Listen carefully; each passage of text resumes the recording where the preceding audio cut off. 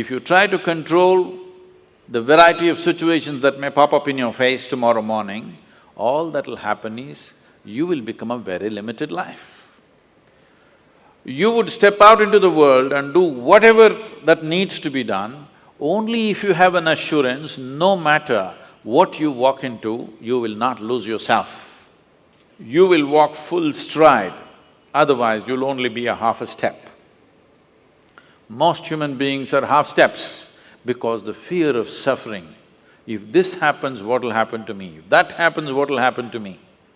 If you're well managed within yourself, you know how to manage your thought, you know how to manage your emotion, you know how to manage your body, your chemistry, your energy. If you know how to manage all this, what does it matter if you walk into hell, I'm asking? If you are well managed, if you are a heaven within you, what does it matter where you go? Hell also will be an interesting place to go. But if you are ill-managed, then you want to be in a nice place all the time. You will not step out into anything. I'm not saying this is wrong, this is against nature, because in nature, every life is aspiring to be as much as it can be, isn't it? Every life is naturally aspiring, this is not a philosophy, this is not an ideology that you must do this or that. It is natural and intrinsic for every life that it will do as much as it can. From an earthworm, from a worm to an insect to a bird, to an animal to a tree, every one of them are trying to be full-fledged life.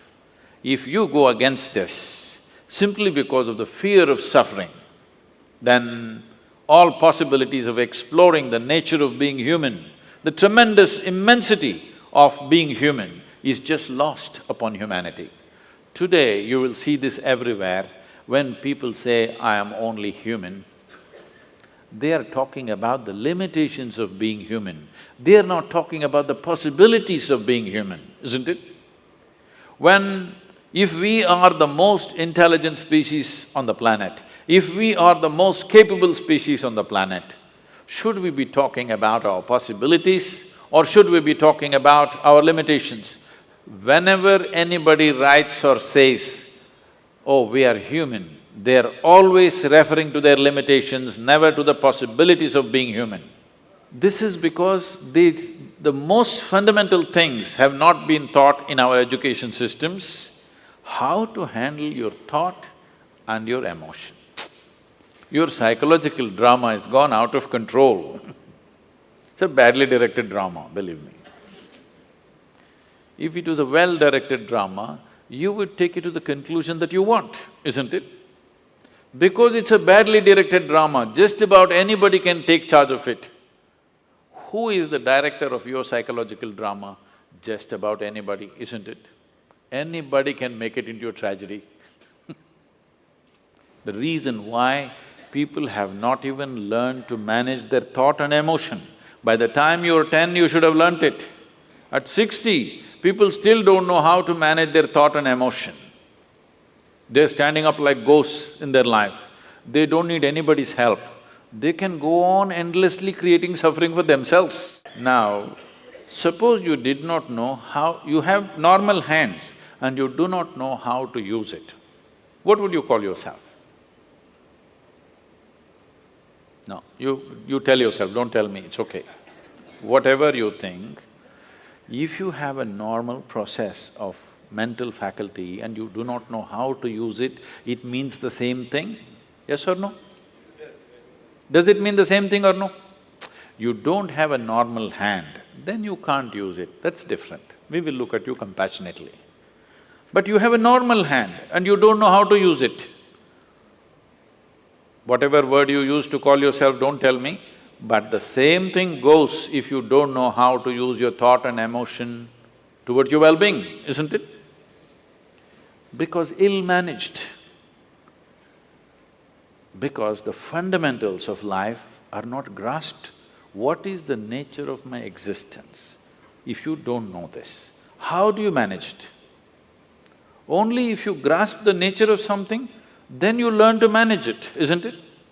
You don't even see what it is, how to manage it? There is no way to manage it. So the first and foremost thing, that's why, is called realization. You must understand this. In this country, in this culture, we never refer to any kind of spiritual realization as an attainment. We only said it is a realization. Realization means you simply saw what is already there. You did not invent anything. You did not climb the top of a mountain. You are beginning to see everything just the way it is. But that has become such a rarity that it is being hugely valued.